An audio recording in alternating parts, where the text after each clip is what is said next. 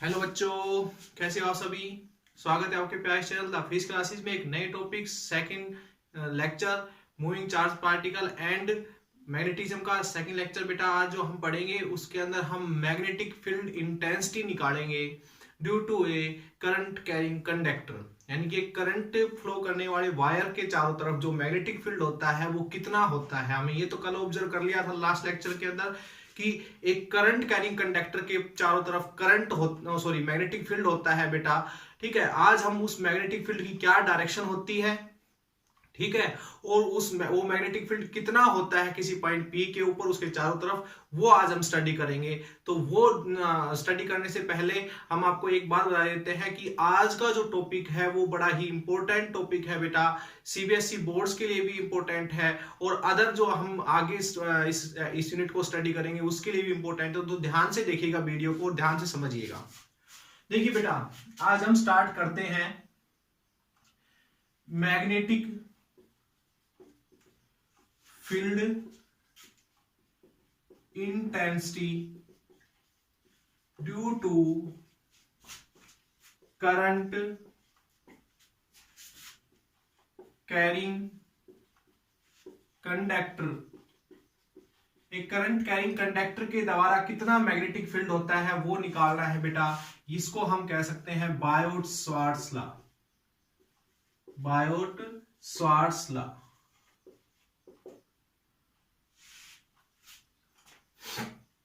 तो बेटा Biot-Swarts law आज हम पढ़ेंगे। बायोट-स्वार्ट्ज लॉ के अंदर क्या चीजें निकाली गई है, क्या निकाला गया है, ये हम स्टडी करेंगे। बेटा एक वायर ले लेते हैं।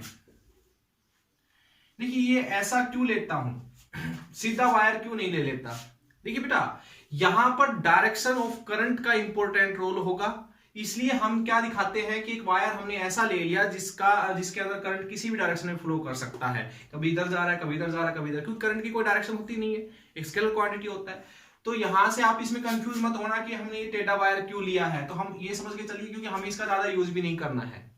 ठीक है बेटा, इसके अंदर करंट फ्लो हो रहा है आई, क्या कहा बायोट ने, ध्यान दीजिएगा। और इसके चारों तरफ मैग्नेटिक फील्ड रिवॉल्व करता है। इसके चारों तरफ मैग्नेटिक फील्ड रिवॉल्व करता है। किस डायरेक्शन में रिवॉल्व करता है, ऐसे रिवॉल्व करता है या ऐसे रिवॉल्व करता है इसके चारों तरफ मैग्नेटिक फील्ड, वो हम स्टडी करेंगे, उसके बारे में आज हम डिस्कस करेंगे। अब आपसे कह दे कि इस पॉइंट पी के ऊपर एक पॉइंट पी दे रखा है बेटा, अगर इसके चारों तरफ मैग्नेटिक फील्ड घूमेगा तो वो मैग्नेटिक फील्ड यहां पी पॉइंट तक भी पहुंचेगा। तो इस पी पॉइंट के ऊपर कितना मैग्नेटिक फील्ड होगा बेटा, यही आज हमने निकालना है। करंट कैरिंग कंडक्टर के द्वारा किसी पॉइंट पी के ऊपर मैग्नेटिक फील्ड पी निकालना है बेटा। ये पॉइंट इधर भी हो सकता है, इधर भी हो सकता है, ध्यान दीजिए मेरी बात पे। कैसे निकालना है, तो बेटा क्या करना है, सबसे पहले एक काम करेंगे। ये वायर तो नहीं पता कितनी लेंथ का है, हम पूरे वायर की वजह से मैग्नेटिक फील्ड बायोट-स्वार्ट्ज लॉ ने नहीं निकाला। बायोट-स्वार्ट्ज लॉ ने क्या किया, एक छोटा सा इसका एक छोटा सा पार्ट ले लिया। किसका, इस वायर का एक छोटा सा पार्ट ले लिया, डीएल लेंथ का। क्या ले लिया बेटा, डीएल लेंथ का एक छोटा सा हिस्सा ले लिया और कह दिया इसकी वजह, इतने वायर के अंदर जो करंट फ्लो कर रहा है उसका वजह से यहां पर कितना मैग्नेटिक फील्ड होगा वो निकाला सिर्फ उसने। ठीक है बेटा, तो यहां से डिस्टेंस लेना पड़ेगा बेटा हमने इस पॉइंट से। इस एलिमेंट जो हमने इस वायर का छोटा सा एलिमेंट डीएल लिया है, इसके सेंटर से डिस्टेंस लिया बेटा हमने, आर डिस्टेंस ले लिया। ठीक है, इस वायर के अंदर आपको पता है करंट फ्लो कर रहा है आई, इस डायरेक्शन में फ्लो कर रहा है। ओके, अब बेटा देखिए डीएल क्या है, एक लेंथ है और लेंथ कभी वेक्टर क्वांटिटी हो नहीं सकती, लेकिन ये लेंथ कहां से कहां तक है, ए से बी तक, यानी कि हम ए से बी की तरफ बढ़ रहे हैं, करंट हमारा ए से बी की तरफ बढ़ रहा है। तो डीएल के ऊपर मैं वेक्टर का साइन लगा सकता हूं, क्योंकि डीएल क्या है, यहां पर करंट के अकॉर्डिंग चेंज हो रहा है, ए से बी की तरफ मूव कर रहे हैं हम, करंट भी ए से बी की तरफ मूव कर रहा है, डीएल ए से बी की तरफ। तो यहां से करंट के हिसाब से अगर देखें तो डीएल की क्या है, एक डायरेक्शन है, लेंथ यहां पर, तो यहां से हम इसके ऊपर एक वेक्टर का साइन लगा सकते हैं। अब ध्यान दीजिए मेरे बात पे बेटा, यहां पर क्या है, यह है angle between dl and r, theta angle बेटा हम ये मान लेते हैं। ठीक है, तो क्या क्या बातें कही बायोट-स्वार्ट्ज लॉ ने, देखो अगर पूरे वायर का मैग्नेटिक फील्ड बेटा पी पर निकालोगे तो मैग्नेटिक फील्ड कितना आएगा, बी। हम इस छोटे से वायर का मैग्नेटिक फील्ड पी पर निकाल रहे हैं तो मैग्नेटिक फील्ड कितना आएगा, स्मॉल ही आएगा, तो डी बी। तो हम यहां से बताएंगे कि जो डीबी मैग्नेटिक फील्ड है पी पॉइंट के ऊपर, बायोट्स ने क्या कहा कि इस छोटे से वायर के अंदर फ्लो करने वाले करंट की वजह से पी पॉइंट के ऊपर जो मैग्नेटिक फील्ड है वो डिपेंड करेगा बेटा इसके अंदर से फ्लो करने वाले करंट के ऊपर। आई, कैपिटल आई ले लेता हूं, यानी कि जितना ज्यादा करंट होगा इसके अंदर उतना ही ज्यादा मैग्नेटिक फील्ड होगा। ठीक है बेटा, जितना ज्यादा करंट होगा उतना ही ज्यादा इसके चारों तरफ मैग्नेटिक फील्ड होगा, यानी कि db magnetic field at point P. ठीक है, db magnetic field at point p is directly proportional to current. दूसरी चीज, db is directly proportional to dl. Db is directly proportional to dl. बेटा समझे मेरी बात? डीएल क्या है? डीएल क्या है? Length of the conductor. जो ये कंडक्टर आप लेके चल रहे हो इतना बड़ा, उसकी हमने छोटी सी लेंथ मानी थी। देखिए बेटा, छोटा कंडक्टर है तो आपके पास इसके अंदर से, यहां से करंट से होकर यहां जल्दी निकल जाएगा इसके अंदर से करंट, तो मैग्नेटिक फील्ड यहां पर उतना उसी हिसाब से होगा जिस हिसाब से इसकी लेंथ हम लेके चल रहे हैं। दूसरी चीज, dp is directly proportional to sine theta. अब आप सोचेंगे थीटा, ये जो एंगल है आर और डीएल के बीच में बेटा, इसके ऊपर भी डिपेंड करेगा हमारा डीबी की वैल्यू। अब आप कहोगे साइन थीटा क्यों लिया, कोस थीटा भी ले सकते थे। तो ध्यान दीजिए मेरी बात पे, यहां से हम स्टडी करेंगे बेटा थोड़ा सा इस टॉपिक। अगर ये पॉइंट यहां नहीं यहां ले लेता मैं, अगर मैं ये पॉइंट यहां ले लेता बेटा, तो देखिए अब एंगल थीटा है। अब एंगल अगर मैं ये पॉइंट यहां ले लेता पी, इसी लाइन के ऊपर, देखो थोड़ा नीचे सरका दिया मैं पी पॉइंट, तो हमारा एंगल क्या होता, बढ़ जाता। और एंगल तो बढ़ा ही बढ़ा, साथ में देखो जो डिस्टेंस आर था वो भी अब घट गया। देखो अगर यहां से अगर नॉर्मली देखोगे ना बेटा आप, तो देखो ये भी एक राइट ट्रायंगल है, तो ये हाइपोटेनस का काम कर रहा है, ये बेस का काम कर रहा है। तो यहां से ये एंगल बढ़ने के साथ साथ बेटा आर की वैल्यू घट गई। आर की वैल्यू अगर घटेगी बेटा, ये पॉइंट इसके पास आएगा वायर के, और वायर के अगर पास आएगा बेटा तो मैग्नेटिक फील्ड यहां पर ज्यादा होगा, यहां पर कम होगा, यानी कि एंगल बढ़ने से मैग्नेटिक फील्ड बढ़ेगा। साइन थीटा की वैल्यू बढ़ने से साइन थीटा हमेशा वैल्यू बढ़ाता है। ठीक है बेटा, इसलिए हमने साइन थीटा यहां पर लिया। ठीक है, ज्यादा कंफ्यूज होने की जरूरत नहीं है इसके अंदर। आप ध्यान दीजिए, हमने कहा कि अगर पी पॉइंट को नीचे लेके आओगे तो एंगल बढ़ेगा, डिस्टेंस घटेगा, मैग्नेटिक फील्ड बढ़ेगा। तो एंगल बढ़ने से साइन थीटा की वैल्यू हमेशा बढ़ती है, इसलिए मैग्नेटिक फील्ड हमने साइन थीटा के प्रोपोर्शन ले लिया, क्योंकि साइन थीटा वैल्यू बढ़ाएगा तो डीबी की वैल्यू भी बढ़ेगी। तीसरी बात कही हमने, dB directly proportional sine theta. चौथी देखिए बेटा, 1/r², यानी कि जितना ज्यादा डिस्टेंस पे पॉइंट रखोगे मैग्नेटिक फील्ड उतना ही कम होता चला जाएगा। इनवर्सली प्रोपोर्शनल यहां से आएगा, सॉरी इनवर्सली प्रोपोर्शनल आएगा। तो ये चार बातें बड़ी इंपॉर्टेंट थी, चारों बातों को कनेक्ट किया गया। I D L sine theta upon में r²।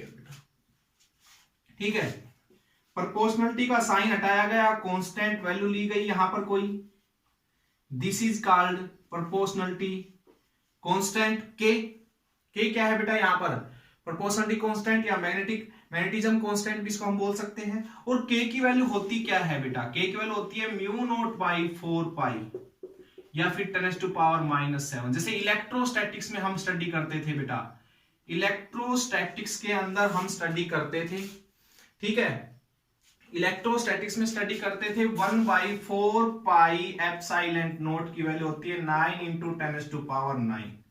इसी तरीके से यहां से k की वैल्यू होती है μ0/4π, इसकी वैल्यू होती है 10⁻⁷। ठीक है बेटा, और इसकी यूनिट क्या होती है, k की यूनिट क्या होगी बेटा, वो यूनिट आप यहां से निकाल सकते हो। देखो dB क्या है, मैग्नेटिक फील्ड। पहले चलो हम मैग्नेटिक फील्ड की यूनिट पढ़ लेते हैं। यूनिट ऑफ मैग्नेटिक फील्ड, बेटा मैग्नेटिक फील्ड की ऐसा यूनिट होती है टेस्ला। ठीक है, ऑलमोस्ट और भी यूनिट हम इसकी पढ़ते चलेंगे आगे, पर फिलहाल आप ध्यान रखिए टेस्ला इसकी यूनिट होती है मैग्नेटिक फील्ड की। इसकी मैग्नेटिक फील्ड इंटेंसिटी जो बी है उसकी यूनिट होती है टेस्ला। ठीक है, तो यहां से देखिए इसकी यूनिट टेस्ला, r² इधर आएगा तो मीटर स्क्वायर, आई नीचे जाएगा तो एम्पियर, डीएल नीचे जाएगा तो बेटा मीटर। ठीक है, साइन थीटा यूनिट होती नहीं, इधर बच गया खाली के, तो 1 मीटर से कैंसिल, तो टेस्ला मीटर पर एम्पियर, तो इसकी यूनिट क्या होगी, टेस्ला मीटर पर एम्पियर। तो ये यूनिट होगी बेटा यहां से के की, ठीक है, के की वैल्यू 10⁻⁻7 होती है। यहां से म्यू नोट क्या है बेटा, मैग्नेटिक परमिएबिलिटी, जैसे एप्सिलॉन नोट इलेक्ट्रिक परमिएबिलिटी होता था बेटा, यहां से ऐसे ही म्यू नोट क्या है, magnetic permeability in vacuum, in vacuum, समझे। क्योंकि बेटा मैं अगर कहूं इस वायर के चारों तरफ वैक्यूम है तो पी पॉइंट के ऊपर मैग्नेटिक फील्ड के ऊपर कोई इफेक्ट नहीं पड़ेगा। इस वायर के चारों तरफ कोई मीडियम होता तो पी के ऊपर उतना मैग्नेटिक फील्ड नहीं होता जितना वैक्यूम होने की वजह से पी के ऊपर मैग्नेटिक फील्ड होता। यानी कि अगर मैं ये कहूं कि अगर मीडियम चेंज हो जाए इस वायर के चारों तरफ तो मैग्नेटिक फील्ड इसके चारों तरफ जो होगा उसके ऊपर इफेक्ट पड़ेगा। यानी के की वैल्यू भी हम यहां से प्रॉपर कांस्टेंट नहीं कह सकते, के की वैल्यू भी चेंज हो सकती है मीडियम के चेंज होने से वायर के। तो बेटा ये है हमारे पास magnetic field intensity due to a current carrying conductor at point, small part of the current carrying conductor DL at point P. ये है बायोट-स्वार्ट्ज लॉ, बड़ा ही इंपॉर्टेंट लॉ है बेटा, ठीक है। बहुत सारी एप्लीकेशंस है इसकी, बहुत सारे यूज है, एक यूज हम आज भी करवाएंगे इसका। तो आई थिंक आपको ये चीज बेटा समझ में आ गई होगी। इसको मैं साफ कर देता हूं इधर से।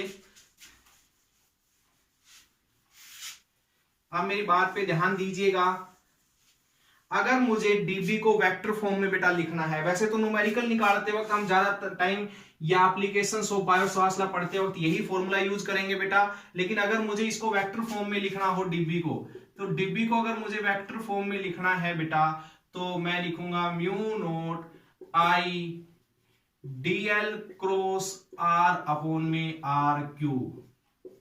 आर क्यूब क्यों आ गया बेटा नीचे, देखो मुझे अगर इसको वेक्टर बनाना पड़ा होगा तो डिस्टेंस के यूनिट वेक्टर से मल्टीप्लाई करना पड़ा होगा। यूनिट वेक्टर का आपको फॉर्मूला पता ही है, आर वेक्टर अपॉन में आर का मैग्नीट्यूड। तो यहां से क्या आ गया होगा, आर वेक्टर अपॉन में आर का मैग्नीट्यूड, जो यहां से आर क्यूब बढ़ गया होगा नीचे बेटा, और ऊपर आर वेक्टर यहां पर ले लिया। और साइन थीटा था तो डीएल भी मैंने कहा था एक वेक्टर क्वांटिटी की तरह ट्रीट करना इसको, क्योंकि करंट की डायरेक्शन भी बता रहा है इस साथ। तो यहां से आपके पास आर इंटू डीएल, और साइन थीटा जब भी आ जाता है तो साइन थीटा किसके बीच में एंगल था, साइन थीटा डीएल और आर के बीच में तो एंगल था, इसलिए डीएल क्रॉस आर हमने यहां से ले लिया, क्रॉस प्रोडक्ट। अब बेटा डायरेक्शन की बात आती है, मैग्नेटिक फील्ड के डायरेक्शन की बात आती है। यहां से आप देखिएगा डायरेक्शन की बात आती है बेटा।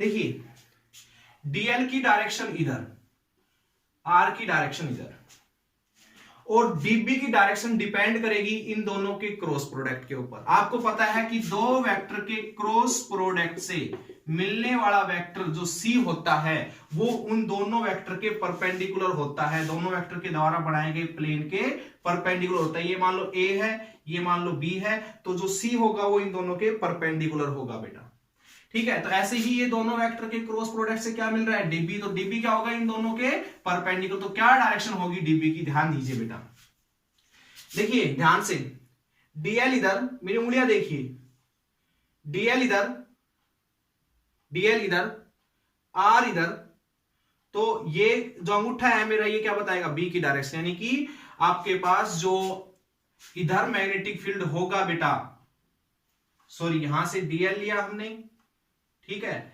चलो इसको हम स्क्रू रूल से पढ़ते हैं, पहले स्क्रू रूल से पढ़ते हैं, फिर राइट हैंड थंब रूल बाद में पढ़ लेंगे। देखो सॉरी मैंने लेफ्ट हैंड लगा दिया, गलती कर दी। स्क्रू रूल पढ़ लेते हैं बेटा। स्क्रू रूल से कैसे डायरेक्शन पता लगेगी डीबी की, देखिए बेटा ये है आपके पास एक स्क्रू, मान लीजिए स्क्रू है ये आपके पास, ध्यान दीजिए स्क्रू है ये आपके पास। आगे क्या आ रहा है डीएल, पीछे क्या आ रहा है आर। तो डीएल से, डीएल इधर है, डीएल इधर है, आर इधर है, तो डीएल से इसको आर की तरफ घुमाइए बेटा ऐसे, क्योंकि हम डीएल और आर के बीच में क्रॉस प्रोडक्ट, तो डी से आर की तरफ जा रहे हैं। तो इस तरीके से अगर किसी बुलेट को घुमाते हो बेटा तो बुलेट क्या होता है, अंदर की साइड जाता है, यानी कसने लग जाता है बुलेट। तो यहां से कह सकते हो मैग्नेटिक फील्ड की डायरेक्शन इधर की साइड जो होगा, मैग्नेटिक फील्ड पी पॉइंट पे डीबी, उसकी डायरेक्शन किधर होगी, इनवर्ड होगी, अंदर की साइड होगी। यानी कि इन दोनों के द्वारा बने गए प्लेन के परपेंडिकुलर और अंदर की साइड इनवर्ड। इनवर्ड को बेटा हमेशा मैं क्रॉस से लिख के बताऊंगा, यानी कि यहां पर जो मैग्नेटिक फील्ड होगा वो अंदर की साइड होगा। ठीक है, अच्छा चलो एक चीज और पढ़ लेते हैं, ध्यान दीजिए। स्क्रू रूल था बेटा ये, इसको मैं इधर लिख देता हूं डीबी को, db mu naught by 4 pi I dl cross r और आर की पावर 3। तो बेटा अगर ये पॉइंट पी इधर होता तो ये वाला एंगल थीटा होता, ध्यान दीजिए मेरी बात पे, ये वाला एंगल थीटा होता, आर इधर होता बेटा। तो स्क्रू को फिर पकड़िए, हमें क्या घुमाना है, स्क्रू को डीएल से आर की तरफ। तो अब की बार मैं ऐसे घुमाऊंगा स्क्रू को डीएल से आर की तरफ, तो स्क्रू बाहर की साइड आएगा बेटा। तो यानी कि इधर की साइड मैग्नेटिक फील्ड की डायरेक्शन होगी, डॉट से नोट करूंगा आउटवर्ड। एक बात क्लियर होगी कि मैग्नेटिक फील्ड इधर एंटर कर रहा है। हमने एक बात कही थी, करंट के चारों तरफ मैग्नेटिक फील्ड रिवॉल्व करता है, तो करंट की वजह से जो मैग्नेटिक फील्ड है इधर से एंटर कर रहा है और इधर से बाहर निकल के आ रहा है बेटा। तो राइट हैंड थंब रूल भी एक समझ लीजिए बेटा, आप लोगों ने 10th क्लास में पढ़ा है, राइट हैंड थंब रूल।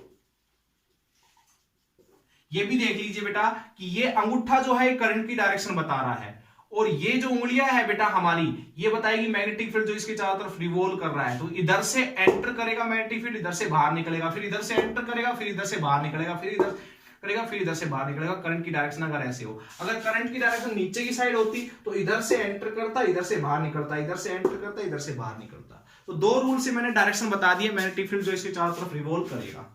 तो ये था बेटा हमारा बायोट-स्वार्ट्ज लॉ। और अब हम एक एप्लीकेशन पढ़ लेते हैं बायोट-स्वार्ट्ज लॉ की, बहुत ही इंपॉर्टेंट एप्लीकेशन है बेटा। ठीक है, ध्यान दीजिए।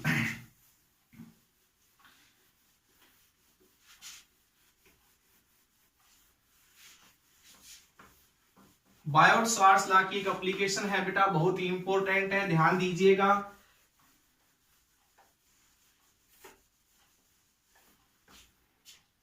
मैग्नेटिक फील्ड इंटेंसिटी निकालेंगे, magnetic field intensity due to a finite state current carrying wire.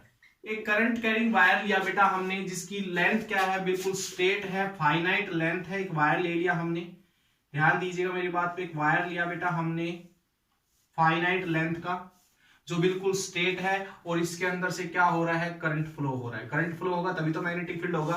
तो पी पॉइंट के ऊपर मैग्नेटिक फील्ड निकालिए। पी पॉइंट कहीं भी हो सकता है, यहां पर भी, यहां पर भी, यहां पर भी, कहीं भी हो सकता है। तो ये एक्स वाई हमने कोई वायर लिया, स्ट्रेट वायर। ठीक है बेटा, पी पॉइंट हमने ले लिया, यहां पर मैग्नेटिक फील्ड निकालना है। तो एक काम करेंगे, पहले इसका हम इससे जो शॉर्टेस्ट डिस्टेंस, इस वायर से इस पी पॉइंट का सबसे शॉर्टेस्ट डिस्टेंस कौन सा हो सकता है, यहां से नहीं ले डिस्टेंस नहीं, बिल्कुल अगर आप बिल्कुल 20 से लेकर जहां से बिल्कुल परपेंडिकुलर डिस्टेंस लेकर चलना बेटा, और यही सबसे शॉर्टेस्ट डिस्टेंस होगा। वैसे तो इसका यूज होगा बेटा आगे, लेकिन अब ये समझ लीजिए सबसे शॉर्टेस्ट डिस्टेंस इस वायर से इस पी का कहां पर पड़ता है वो ले लिया हमने। ठीक है बेटा, ये पॉइंट मैंने मान लिया O। अच्छा एक काम करेंगे, इसको ऐसे टच करा देते हैं इसके साथ, और इधर से नीचे से भी इसको टच करा देते हैं ऐसे, ताकि पूरा वायर कवर हो जाए इन दो लाइनों के बीच में इस पॉइंट के साथ। तो बेटा एक काम करेंगे, ये जो एंगल है हमने ले लिया phi 1, और बेटा ये जो एंगल है ये ले लिया हमने phi 2। यानी कि इस मिडल वाली लाइन के साथ ऊपर वाले पार्ट ने जो एंगल बनाया, ऊपर वाले पार्ट ने, वो हमने ले लिया phi 1, और जो नीचे वाले पार्ट ने एंगल बनाया वो ले लिया हमने phi 2। अब देखिए बेटा मेरी बात पे ध्यान दीजिएगा। अब क्या करना होता है, बायोट-स्वार्ट्ज लॉ लगाने के लिए क्या करेंगे, इस वायर के ऊपर कोई छोटा सा एक डीएल लेंथ का एक आप क्या लेकर चलेंगे बेटा, एलिमेंट ले लिया, और इसकी लेंथ मान ली O पॉइंट से L।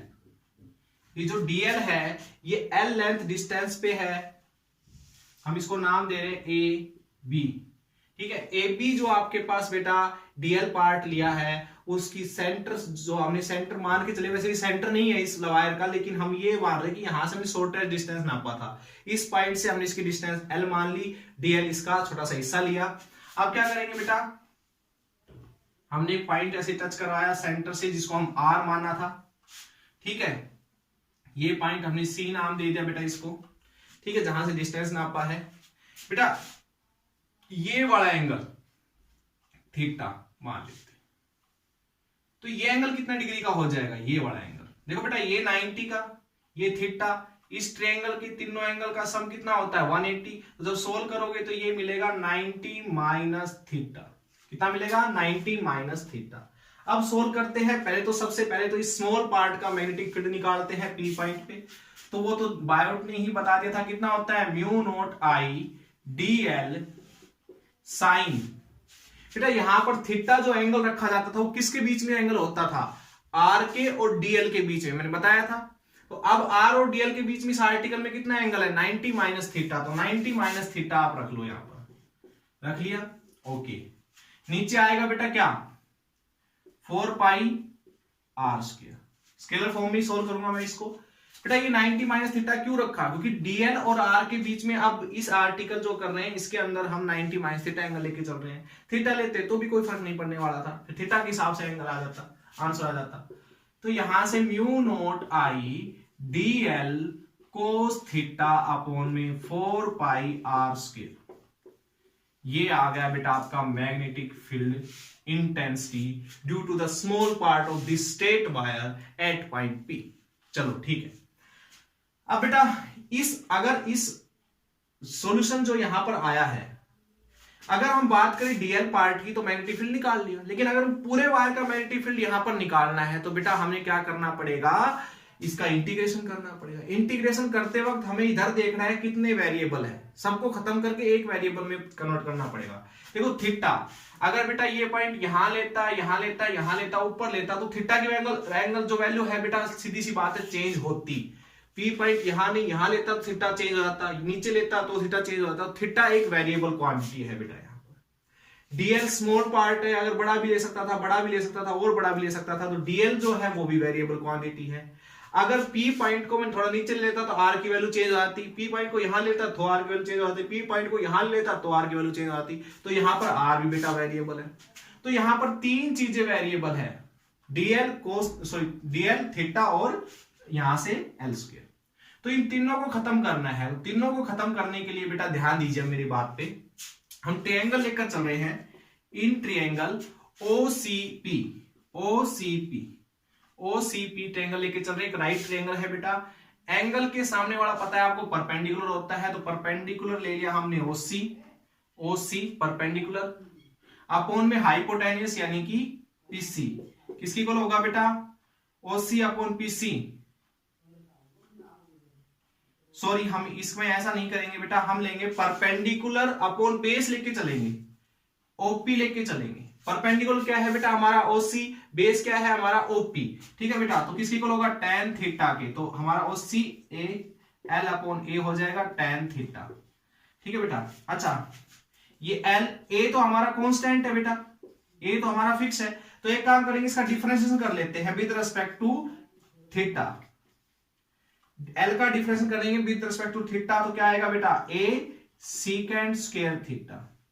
तो यहां से बेटा डीएल की वैल्यू क्या आ गई a secant square theta d theta. लो डीएल की वैल्यू आ गई भाई। tan थीटा का डिफरेंस क्या होता है सीकेंड स्क्वायर थीटा, और एल का विद रिस्पेक्ट टू थीटा कितना हो जाएगा डीएल बाई डी थीटा। चलो एक चीज निकल गई। अब बेटा हम कोस इसमें आर की वैल्यू निकालते हैं, तो देखो क्या करेंगे बेस ओपी अपॉन में हाइपोटेन्यूस पीसी, किसकी इक्वल होता है कोस थीटा के इक्वल, किसी को होता है कोस थीटा। तो ओपी कितना है बेटा ओपी है हमारा ए, ठीक है। पीसी कितना है हमारा आर कोस थीटा, तो यहां से आर की वैल्यू आ गई ए अपॉन में कोस थीटा। अब ये जो दोनों वैल्यू आई है बेटा इनको उठा के इस इक्वेशन में पुट कर दो फर्स्ट इक्वेशन के अंदर। तो मैं इधर कर रहा हूं, ध्यान दीजिएगा, थोड़ा सा ये बोर्ड छोटा है बेटा, तो ध्यान दीजिए DB magnetic field intensity mu naught by 4 pi I. DL की वैल्यू कितनी है बेटा, डीएल की वैल्यू है a secant square theta d theta, a secant square theta d theta, ठीक है। फिर आपका आएगा बेटा इसके मल्टीप्लाई में कोस थीटा, ओके भाई कोस थीटा तो है, इसके साथ मल्टीप्लाई, नीचे आएगा 4 पाई लिख लिया। आर की वैल्यू क्या है, यहां से आर की वैल्यू हो जाएगी ए स्क्वायर अपॉन में कोस स्क्वायर थीटा, क्योंकि आर की वैल्यू है हमारी ए अपॉन कोस थीटा, तो यहां पर रखेंगे तो स्क्वायर हो जाएगा उसका। तो ये आ गया बेटा। कुल मिला के कोस स्क्वायर थीटा ऊपर जाएगा, सीकेंट स्क्वायर थीटा से कैंसिल हो जाएगा, और रेसिप्रोकल होता है, आपको पता है कोस थीटा जो होता है सीकेंट का रेसिप्रोकल होता है, उल्टा होता है, तो कैंसिल हो जाएगा। बचेगा क्या, ऊपर वो लिख देता हूं मैं, a cos theta d theta upon में ए स्क्वायर।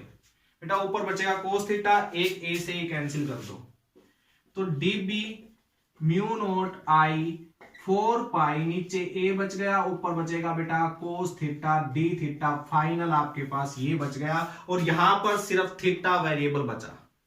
अब इसका इंटीग्रेशन आप कर सकते हो, तो मैं इसको साफ कर रहा हूं, ध्यान दीजिएगा।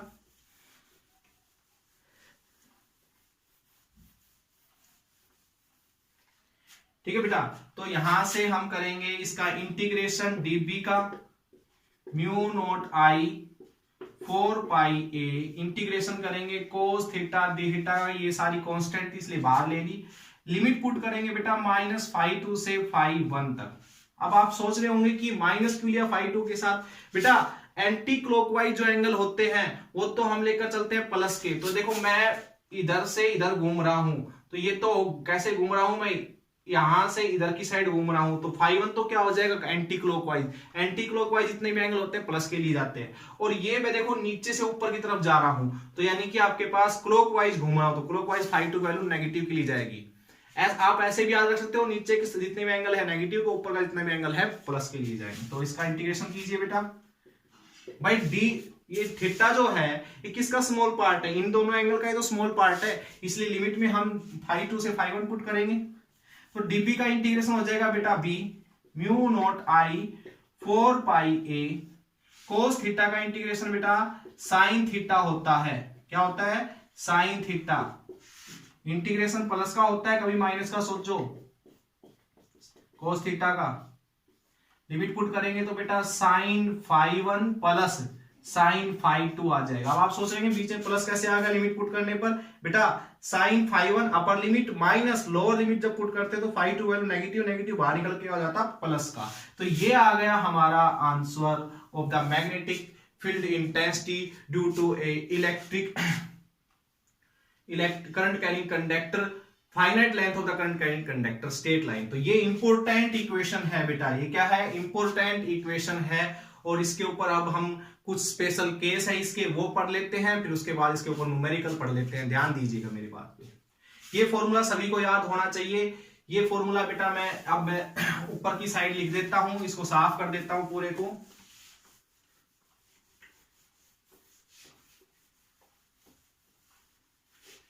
फॉर्मूला आया है बेटा हमारा, बी की वैल्यू आई है mu naught I by 4 pi a sine φ1 plus sine φ2, ये है बेटा फॉर्मूला, इसको मैं साफ कर देता हूं। अब इसके कुछ स्पेशल केस है वो पढ़ लेते हैं बेटा हम।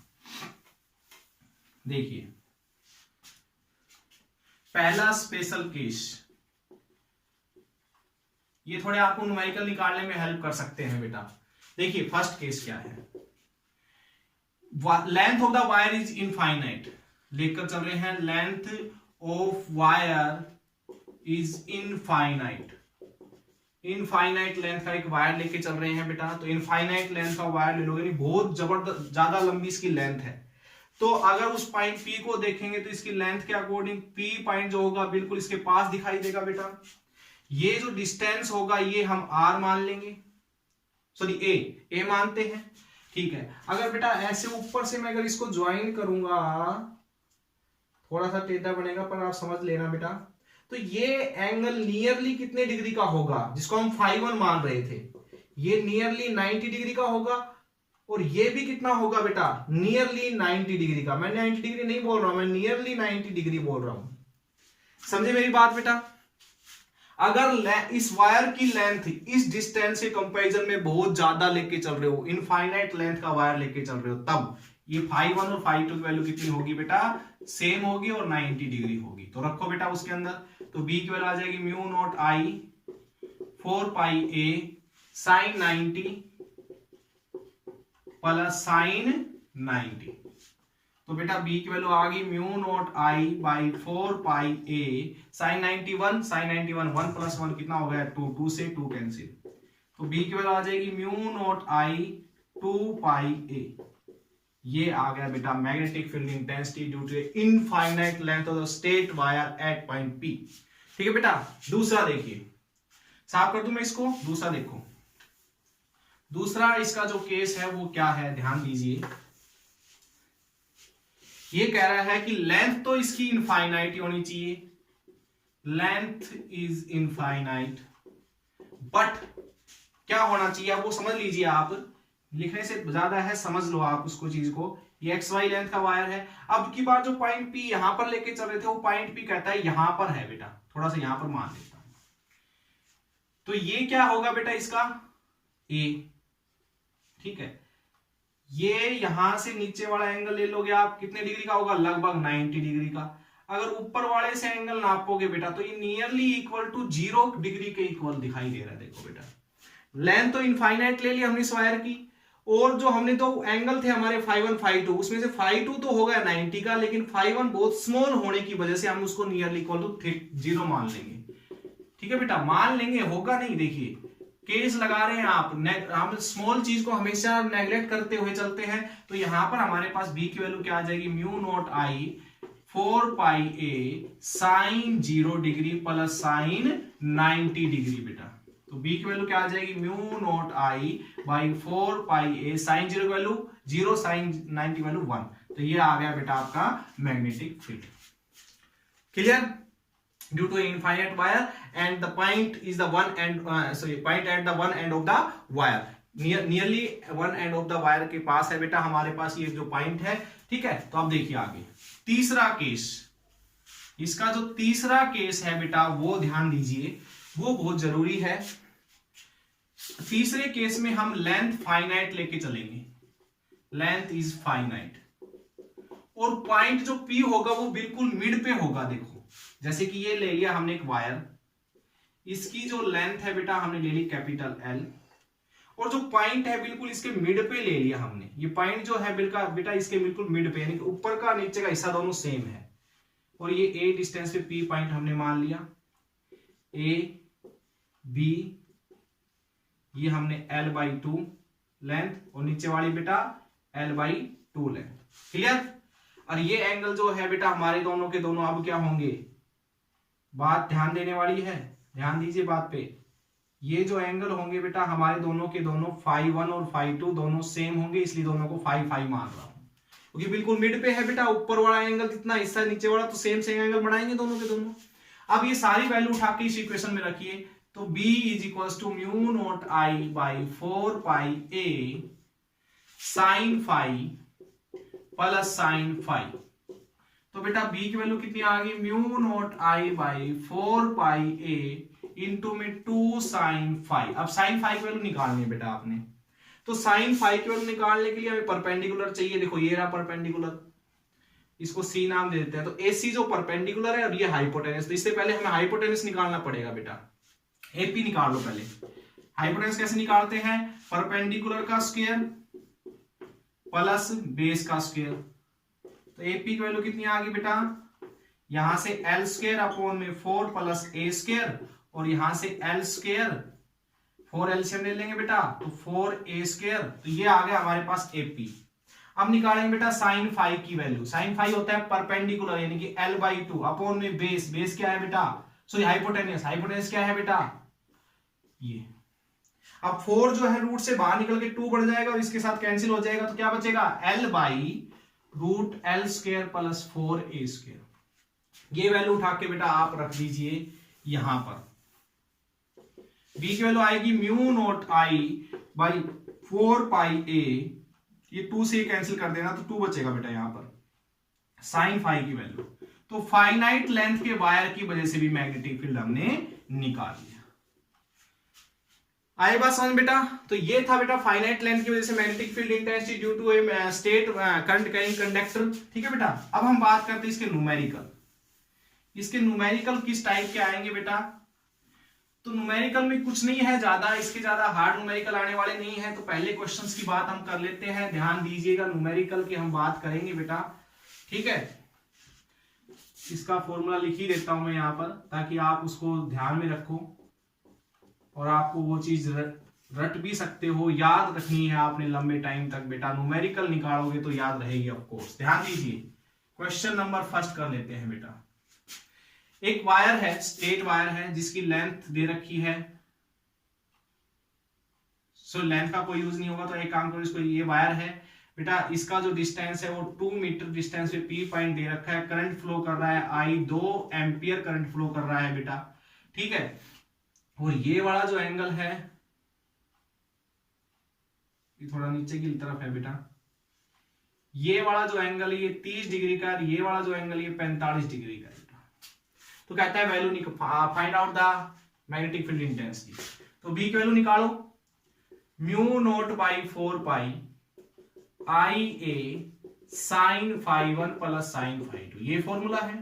चलो, म्यू नॉट बाई 4 पाई की वैल्यू 10⁻⁻⁷, आई की वैल्यू 2, ए की वैल्यू कितनी है बेटा 2 मीटर, साइन 30 डिग्री और साइन 45 डिग्री। सोल्व करो बेटा इसको, तो 2 से 2 कैंसिल, 10⁻⁷, और यहां से क्या आएगा बेटा 1/2 प्लस 1/√2। तो बी की वैल्यू क्या आ जाएगी बेटा 10⁻⁷, एलसीएम ले लिया 2, तो यहां तो आ जाएगा √2 प्लस यहां पर आ जाएगा, सॉरी यहां पर आ जाएगा बेटा 1 और यहां पर आ जाएगा √2। सोल्व करने पर आंसर आ गया आपके 1 प्लस √2। आप इसकी वैल्यू भी रख के इसको सोल्व कर सकते हो, 10⁻⁷ टेस्ला।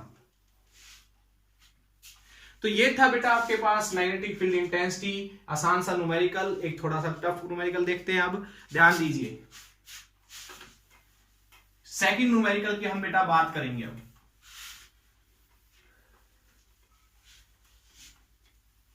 मान लीजिए एक स्क्वायर है, क्या है, एक स्क्वायर है। इस स्क्वायर के अंदर से करंट फ्लो कर रहा है बेटा ऐसे। डायरेक्शन का इंपॉर्टेंट रोल होता है बेटा, जैसे कि इलेक्ट्रिक फील्ड में इलेक्ट्रिक फील्ड निकालने के लिए डायरेक्शन का इंपॉर्टेंट रोल होता था, ऐसे ही मैग्नेटिक फील्ड निकालने के लिए डायरेक्शन का इंपॉर्टेंट रोल होगा। अब कहता है कि इसके सेंटर पे पॉइंट P है, तो सेंटर में मैग्नेटिक फील्ड निकालिए। अब इसमें करंट फ्लो कर रहा है I। इसकी जो लेंथ है बेटा वो 2a मान लेता हूं, कितनी भी हो सकती है, हमने 2a मान ली, ये 2a मान ली। चलो, लेंथ और ब्रेड्थ। अब बेटा सबसे पहले हमारे पास देखो A B C D, एक बात कह सकते हैं कि इस पॉइंट जो P है सेंटर पे, इसके लिए यहां पर 4 वायर लगे हुए हैं। तो चारों की वजह से सेंटर में मैग्नेटिक फील्ड कितना होगा। तो देखिए बेटा, अगर मैं करंट की बात करता हूं तो करंट इधर फ्लो कर रहा है, तो मैग्नेटिक फील्ड इधर से निकलेगा। यानी कि अगर P पॉइंट पे मैग्नेटिक फील्ड की बात करूंगा तो इस वायर की वजह से मैग्नेटिक फील्ड बाहर की तरफ होगा। अगर इसकी बात करूंगा तो इसकी वजह से मैग्नेटिक फील्ड बाहर की तरफ होगा। अगर इस वायर की वजह से बात करूंगा तो इसकी वजह से मैग्नेटिक फील्ड बाहर की तरफ होगा। अगर इस वायर की वजह से बात करूंगा तो इसकी वजह से मैग्नेटिक फील्ड बेटा बाहर की तरफ होगा। यानी कि 4 मैग्नेटिक फील्ड इस पॉइंट पर होंगे, B1 B2 B3 B4, चारों वायर की वजह से मैग्नेटिक फील्ड होंगे, और तीनों सेम डायरेक्शन होंगे, तीनों बाहर की तरफ निकल रहे हैं। तो टोटल मैग्नेटिक फील्ड निकालने की वजह के लिए चारों वायर की वजह से हमें चारों मैग्नेटिक फील्ड को जोड़ना पड़ेगा बेटा। ध्यान दीजिए मेरी बात पे। सबसे पहले एक वायर की वजह से निकाल लेता हूं, सभी वायर की वजह से सेम मैग्नेटिक फील्ड होगा, यानी कि B1 B2 और B3 चारों इक्वल होंगे, B4 इक्वल होंगे बेटा। तो यहां से हमने क्या करना है, सबसे पहले B1 निकाल लेते हैं। B1 mu naught 4 pi I, current I flow कर रहा है तो I रहने दो, चलो कोई नहीं। अब हमने बेटा ये डिस्टेंस चाहिए होता है, ये डिस्टेंस कितना होगा बेटा, मिड पे है, ये टोटल डिस्टेंस 2a, तो आधा डिस्टेंस कितना होगा, a हो गया, तो यहां पर रखेंगे a। अब हमें चाहिए φ1, तो यहां से ये वायर है, ऐसे एंगल नापेंगे बेटा, ये एंगल और ये एंगल कितने डिग्री का होगा बेटा। देखो ये 90 का, ये पूरा 90 का होता है, लेकिन आधा करेंगे तो कितना हो जाएगा 45 का, ये भी 45 का, तो ये एंगल भी 45 का बचेगा, ये एंगल भी 45 का बचेगा। मैथ का यूज कर सकते हो आप इसको निकालने के लिए। यहां से 45 डिग्री प्लस साइन 45, तो B1 की वैल्यू आ गई बेटा mu naught I by 4 pi a 1/√2 plus 1/√2। बेटा इसको सोल्व करोगे तो यहां से क्या आएगा 4 पाई a √2, ऊपर 2 आ जाएगा, ये कैंसिल इससे √2 से, तो क्या आएगा बेटा, ऊपर बचेगा आपका √2, जो आगे लिखूंगा वो √2 बचेगा यहाँ। अब टोटल मैग्नेटिक फील्ड निकालना है एट पॉइंट P, तो क्या करोगे, B1 plus B2 plus B3 plus B4 को जोड़ दोगे, और सारे के सारे क्या है बेटा, सेम है, इसलिए 4B1 लिख लो डायरेक्ट। तो 4 into √2 mu naught I by 4πa, 4 से 4 कैंसिल, तो √2 mu naught I by πa। तो ये होगा बेटा magnetic field intensity at the centre of the sphere. Okay, और भी ऐसे न्यूमेरिकल है बेटा, इसके ऊपर करके देखिएगा। जब तक के लिए all the best and thank you.